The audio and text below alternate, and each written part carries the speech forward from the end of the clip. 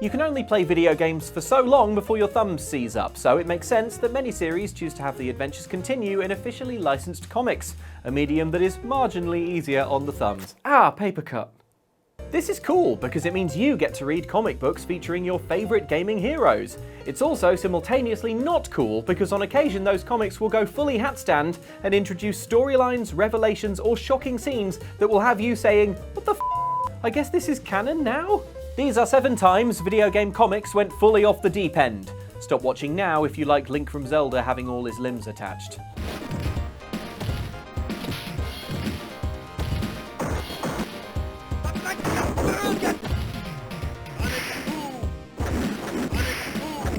Those who enjoy horribly violent fighting games are well served. There's Mortal Kombat, for instance, or Smash Brothers, if you know what happens inside Kirby after he inhales you. But savage ultraviolence is not, as any fan will tell you, the vibe in Street Fighter, the colourful fighting series that for decades has pitted an ever-expanding roster of eccentric fighters against each other in combo-filled, explosive, but largely gore-free combat. KO! Apparently, however, 90s comic publisher Malibu didn't get the memo. Having acquired the Street Fighter license, Malibu published several Street Fighter comics in 1993, a time when Street Fighter fever had never been more contagious, the legendary Street Fighter II having arrived on home consoles a year earlier.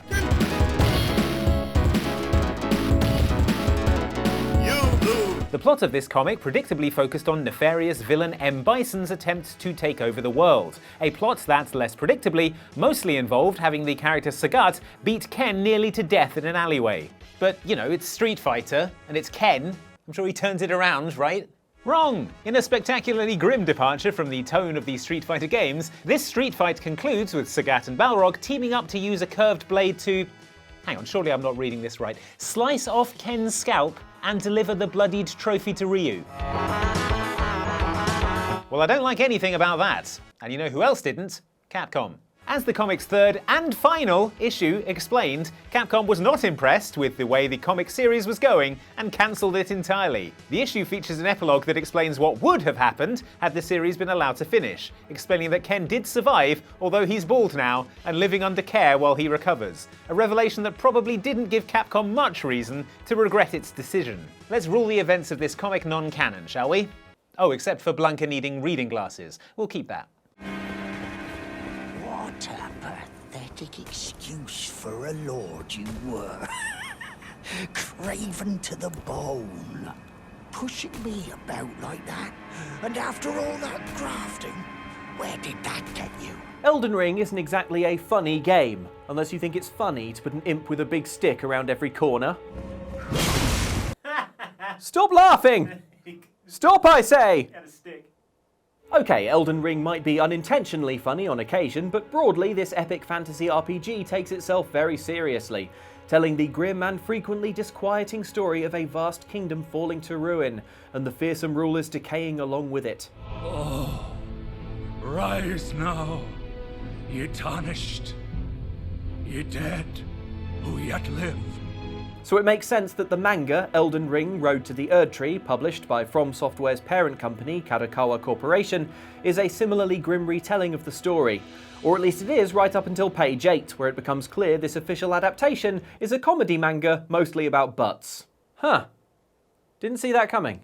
In easily the most surprising direction this official manga adaptation could have taken, Road to the Erdtree turns out to be one huge spoof, following a hapless tarnished called Asio, who arrives in the lands between with no knowledge of who he is, what's going on, or why the lift to get here was automatic, but the door is extremely heavy for some reason. Within the first 2 installments, which at the time of recording are all that's available, Asio has had his reviving flasks stuck to his bum, and demigod Godric the Grafted, one of the earliest yet most fearsome bosses in the game, is reviewing the latest fashions in limb grafting. I guess it's interesting to know what he gets up to when he's not at his main job of setting me on fire.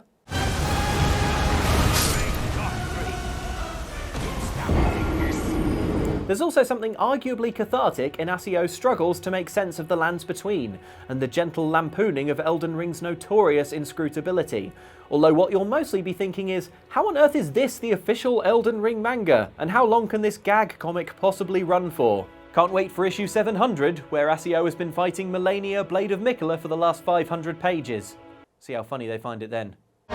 So, there's more to you than just looking like me. What are you, anyway? What you see is what you get. Just a guy that loves adventure. I'm Sonic the Hedgehog! When you've been around the block as many times as Sonic has, you see some weird shit. Indeed, over his storied career, this blue hedgehog has had plenty of bizarre adventures solely within the realm of video games. Remember when he was a knight? Remember when he got fatally shot through the heart? Indeed, Sonic's collected lore is a mire of weirdness, so much so that even to glimpse upon his fan wiki is to stare deep into an abyss of non-Euclidean strangeness from which it is nearly impossible to escape. Oh, no, now I know about the tragic death of Maria Robotnik!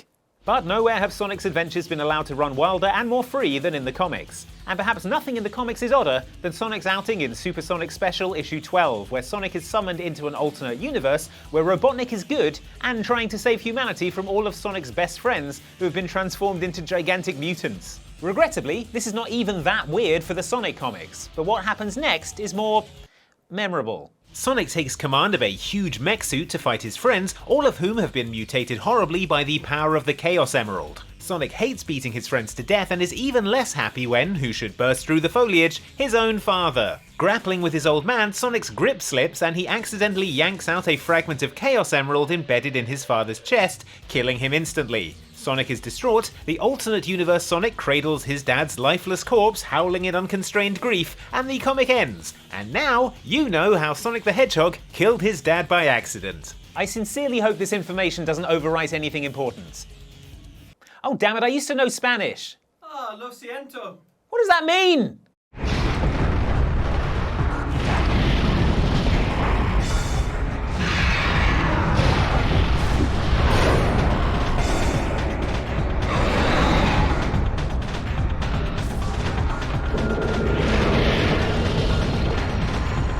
It's entirely possible to enjoy the Metroid games without knowing Samus's backstory. It is not, however, possible to enjoy anything after knowing Samus's backstory. The biography of this power-suited bounty hunter is left fairly vague through the majority of this storied shooter series, with most detail coming from little notes in game manuals or unlockable JPEGs in the games.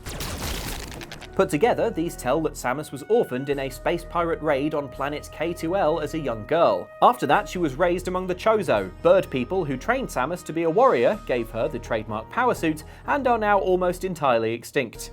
Which to me suggests maybe you shouldn't listen to their training, but whatever. For a long time, that was about all we knew of Nintendo's running gunning space hero, but as usual, comics can't leave well enough alone, and thus we have the extremely frightening Metroid Volume 1, an official Metroid manga released in the early noughties in Japan that has never appeared in the West but has been fan-translated.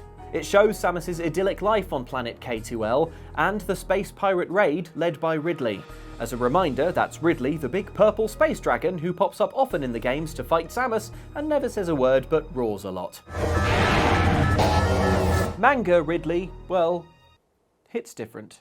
For a start, he can talk now, and talks a lot about slaughter, as he explosively lays waste to the peaceful mining settlement where 3-year-old Samus lives. And although our lives were just fine without seeing Ridley scream, "You're about to die" at a toddler and lunge for the kill, and then Samus's mum tries to save Samus and Ridley atomizes her with his mouth laser, these are all things we've seen now, thanks to the Metroid manga. Then of course there's Metroid Volume 2, where Ridley fights Samus as a terrified adult, savagely beating her and explaining, we think unnecessarily, that he regrew his body by feasting on the human corpses left on planet K2L, boasting that he may even have devoured the lifeless body of Samus's mother. Wow, that's the worst thing I ever heard. I cannot stop making this face. It was Bravo Team's helicopter. Nobody was in it. But strangely, most of the equipment was still there. As we've already seen, publisher Capcom hadn't had very much success in the 90s when it came to officially licensed comic adaptations of its precious IP. But how wrong could you go with a tiny 12-page comic to promote the game Resident Evil 1 in 1996? All the promotional comic had to do was cue up the events of the game in a brief and exciting way that introduced the main characters and why the STARS Alpha team ends up holed up in the terrifying Spencer Mansion, having been deployed to rescue their colleagues in Bravo Team after losing contact with the squad. Jill, run for that house! Besides, the comic was published by Marvel, so you're probably thinking, how wrong could things possibly go? Marvel's a safe pair of hands, right? Well, I've got 5 words for you, mate. Thor 2: The Dark World. Yeah. Somehow, this brief promotional Resident Evil 1 comic ended up doing the only thing it really needed to not do: spoil the game. Specifically on page 3, which very clearly gives away the huge twist that Wesker, your trusted team leader, is in league with a shadowy figure at Umbrella, actively working against the interests of STARS in secret. Needless to say, you're not really supposed to know this until the end of Resident Evil, where Wesker performs his dramatic heel turn. So you're a slave of Umbrella now, along with these virus monsters. I think you misunderstand me, Jill. To me, the monsters you mentioned mean nothing. I'm going to burn all of them together with this entire laboratory. I must complete my mission as ordered by Umbrella. Although to be fair, we should have had our suspicions all along. Seriously, sunglasses indoors, Wesker? What kind of fiend does that? You're supposed to be the leader of a special tactical squad. How are you meant to see threats coming with those things on? Case in point. Even these beasts recognize what you were oblivious to, human. Your nobility has blinded you, as ever.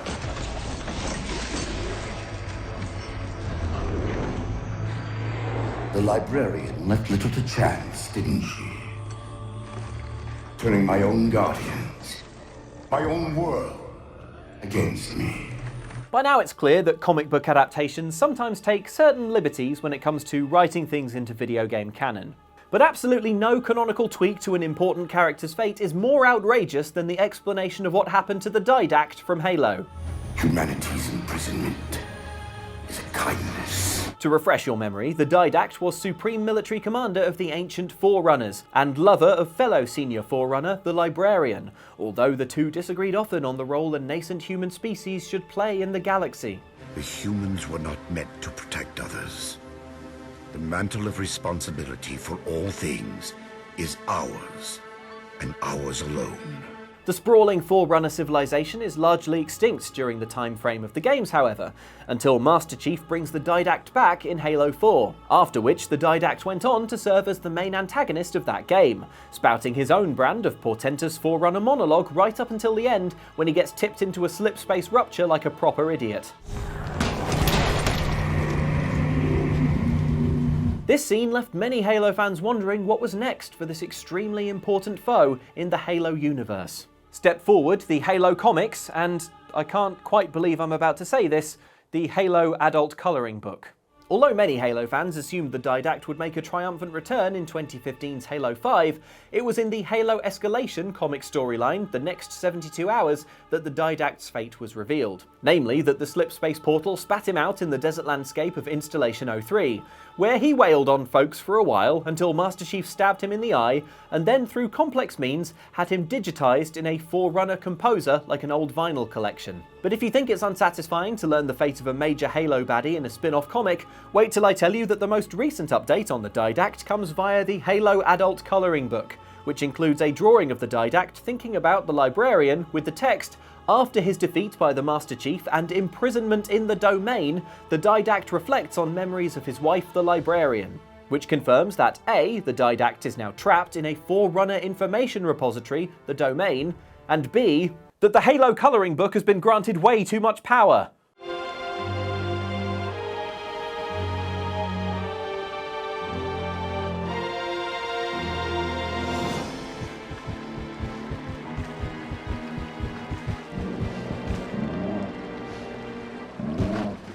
Three things you need to know about Link. He's courageous, he's silent, and he has all of his limbs intact. The Zelda comic gets one of these things absolutely right. Starting in 2016, this was a manga adaptation of The Legend of Zelda Twilight Princess, the Zelda game released a decade prior.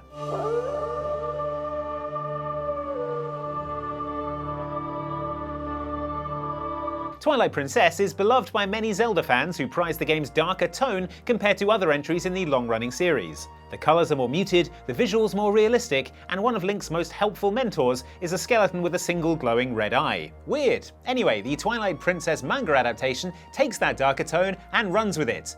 It runs far, far away. It goes too far, you might almost say. A good example is how the manga handles the early bits of the game where recurring boss King Bulblin and his goons rock up to Ordon Village and start kidnapping Link's friends, like little Colin here. The manga's take on these early encounters differs in a few ways, like the wholesale slaughter of Ordon villagers and a breathtakingly creepy version of King Bulblin. Link is intent on slaying this nightmarish foe, of course, and we know that because here he's not a wide-eyed silent protagonist, but voicing clear threats like, if you don't release Ilya and Colin right this instant, I'll cut off the arm holding them. Probably shouldn't have said that, Link. You might just have given King Bulblin an idea.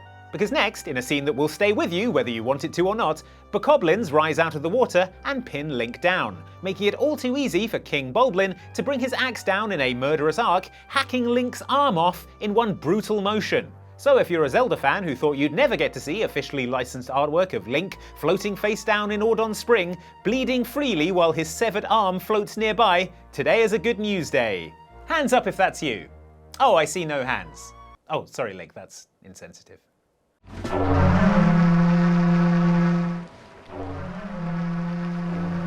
Just think, less than 20 minutes ago you had probably never seen Sonic cradling his dead father, or Link's arm being torn off, or that, you know, the dude from Elden Ring with stuff stuck to his bum. But now, your life is, well, I don't want to say, yeah, worse. Yeah, worse is the word, isn't it? Considerably worse. Considerably worse. I imagine you don't want to watch any more videos. They're not all like this. They're not Good. They're not all exactly like this, but Link's arm does come off. Link's arm does come. Here are 2 more videos where Link's arms get torn off. Enjoy them. Probably.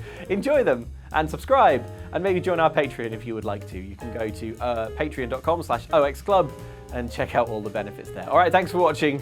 Sorry, bye.